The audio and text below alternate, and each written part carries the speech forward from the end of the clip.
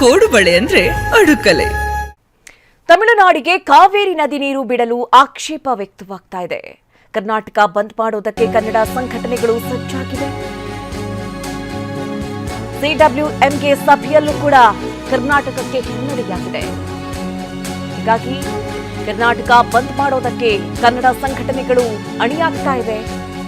ಕರ್ನಾಟಕ ಬಂದ್ ದಿನಾಂಕ ಇಂದೇ ಘೋಷಣೆ ಆಗೋ ಸಾಧ್ಯತೆಗಳಿದೆ. ಬೆಂಗಳೂರಿನಲ್ಲಿಂದು ವಾಟಾಳ್ ನಾಗರಾಜ್ ನೇತೃತ್ವದಲ್ಲಿ ಸಭೆ ನಡೆಯುತ್ತೆ. ಬೆಳಗ್ಗೆ 11 ಗಂಟೆಗೆ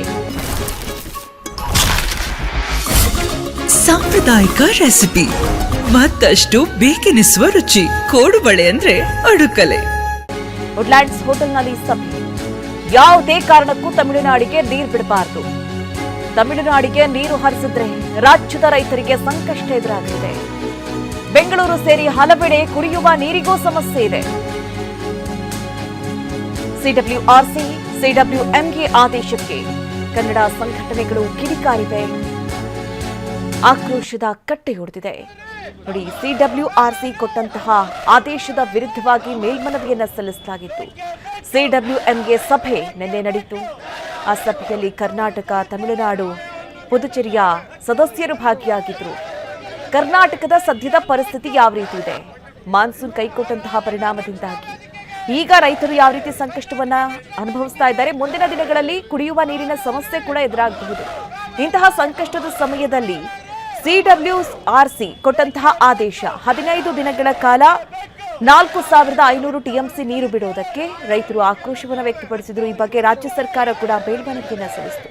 ಆದರೆ ನಿನ್ನೆ ಕೂಡ ಸಿಡಬ್ಲ್ಯೂಎಂಗೆ ಅದೇ ಆದೇಶವನ್ನ ಪಾಲಿಸುವಂತೆ ಸೂಚಿಸಿದೆ.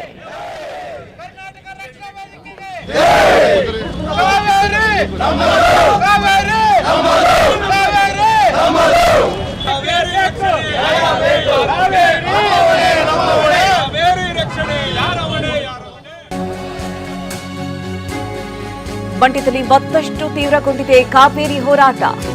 ಇಂದು ಕೆಆರ್ಎಸ್ಗೆ ಬಿಜೆಪಿ ನಾಯಕರಿಂದ ಮುತ್ತಿಗೆ. ರೈತರ ಹೋರಾಟಕ್ಕೆ ವಿವಿಧ ಸಂಘಟನೆಗಳು ಕೂಡ ಬೆಂಬಲವನ್ನ ಸೂಚಿಸಿವೆ. ಕೆಆರ್ಎಸ್ ಸೇರಿದಂತೆ ಸೂಕ್ಷ್ಮ ಪ್ರದೇಶಗಳಲ್ಲಿ ಬಿಗಿ ಪೊಲೀಸ್ ಬಂದೋಬಸ್ತನ್ನ ಕೂಡ ಕೈಗೊಳ್ಳಲಾಗ್ತಾ ಇದೆ. 1,500ಕ್ಕೂ ಹೆಚ್ಚು ಪೊಲೀಸರ ನಿಯೋಜನೆಯಾಗಿದೆ. ಮಂಡ್ಯ ಎಸ್ಪಿ ಡಾಕ್ಟರ್ ಶೋಭಾ ರಾಣಿ ನೇತೃತ್ವದಲ್ಲಿ ಭದ್ರತೆಯನ್ನ ಒದಗಿಸಲಾಗಿದೆ. ಅಹಿತಕರ ಘಟನೆ ನಡೆಯದಂತೆ ಪೊಲೀಸರು ಕೂಡ ಅಲರ್ಟ್ ಆಗಿದ್ದಾರೆ. 2 SP, 9 DYSP, 27 inspector, 45 PSI, 78 ASI ಸೇರಿ 1500 ಸಿಬ್ಬಂದಿಗಳನ್ನ ನಿಯೋಜನೆಗೊಳಿಸಲಾಗಿದೆ. ನೋಡಿ, ಮಂಡ್ಯದಲ್ಲಿ ಈ ಪ್ರತಿಭಟನೆಯ ಕಾವು ಇದಾಗಲೇ ಸಿಡಬ್ಲ್ಯೂಆರ್ಸಿ ಆದೇಶದ ವಿರುದ್ಧವಾಗಿ ಭುಗಿಲೆದಿತ್ತು. ರೈತರು ಖಾಲಿ ಕೊಡವನ್ನ ಹಿಡಿದು ರಸ್ತೆ ಮೇಲೆ ಪ್ರತಿಭಟನೆಯನ್ನ ಮಾಡಿದ್ರು. ತಮಿಳುನಾಡು ವಿರುದ್ಧವಾಗಿ ಆಕ್ರೋಶವನ್ನು ಹೊರಹಾಕಿದ್ರು. ಜೊತೆಗೆ ಆದೇಶದ ವಿರುದ್ಧವಾಗಿ ಯಾವುದೇ ಕಾರಣಕ್ಕೂ ಕೂಡ ಕೆಆರ್ಎಸ್ ನೀರನ್ನ ಬಿಡಬಾರದು, ಕಾವೇರಿ ನೀರನ್ನ ಬಿಡಬಾರದು ಅನ್ನುವಂಥ ನಿಟ್ಟಿನಲ್ಲಿ ಬಹಳ ಒತ್ತಾಯಗಳು ಕೇಳಿಬಂದಿವೆ. ತಮಿಳುನಾಡಿಗೆ ನೀರು ಹರಿಸುವಂತೆ ಸಿಡಬ್ಲ್ಯೂಎಂಗೆ ಕೂಡ ಆದೇಶವನ್ನು ಹೊರಡಿಸಿದೆ.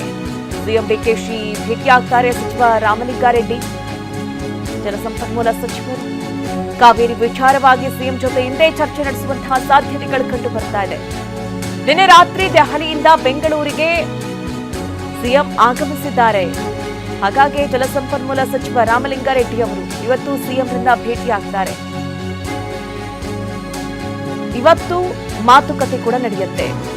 ರಾಜ್ಯದಲ್ಲಿ ಸದ್ಯ ಇರುವಂತಹ ಪರಿಸ್ಥಿತಿ, ಒಂದು ವೇಳೆ ಸಿಡಬ್ಲ್ಯೂಎಂಎ ಆದೇಶದಂತೆ ತಮಿಳುನಾಡಿಗೆ ನೀರು ಹರಿಸಿದ್ದೇ ಆದಲ್ಲಿ ಮುಂದಿನ ದಿನಗಳಲ್ಲಿ ಕರ್ನಾಟಕಕ್ಕೆ ಬಹಳ ನೀರಿನ ಸಂಕಷ್ಟ ಎದುರಾಗೋ ಸಾಧ್ಯತೆಗಳಿದೆ. ಈಗಾಗಲೇ ಮಳೆ ಕೈಕೊಟ್ಟಿದೆ. ಸಾಕಷ್ಟು ಕಡೆಗಳಲ್ಲಿ ಮಳೆ ಆಗ್ತಾ ಇಲ್ಲ. ಹೀಗಾಗಿ ಮುಂದಿನ ದಿನಗಳಲ್ಲಿ ಕುಡಿಯೋ ನೀರಿನ ಸಮಸ್ಯೆ ಕೂಡ ಎದುರಾಗಬಹುದು. ಬೆಂಗಳೂರು ಸೇರಿದಂತೆ ಸುತ್ತಮುತ್ತ ಇರುವಂತಹ ಪ್ರದೇಶಗಳಲ್ಲಿ ನೀರಿನ ಸಮಸ್ಯೆ ಎದುರಾಗುತ್ತೆ. ಹೀಗಾಗಿ ಅದನ್ನು ತಡೆಗಟ್ಟುವಂತಹ ನಿಟ್ಟಿನಲ್ಲಿ ಈಗಾಗಲೇ ಕೇಂದ್ರ ನಾಯಕರ ಜೊತೆಯೂ ಕೂಡ ಸಿಎಂ ಡಿಕೆ ಶಿವಕುಮಾರ್ ಅವರು ಮಾತುಕತೆಯನ್ನ ನಡೆಸಿದ್ದಾರೆ ಅನ್ನೋದು ಗೊತ್ತಾಗಿದೆ.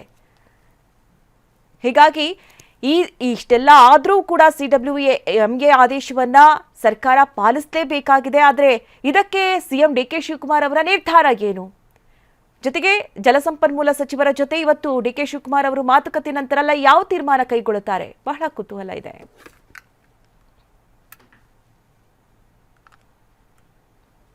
ಕೋಡುಬಳೆ ಅಂದ್ರೆ ಅಡುಕಲೆ.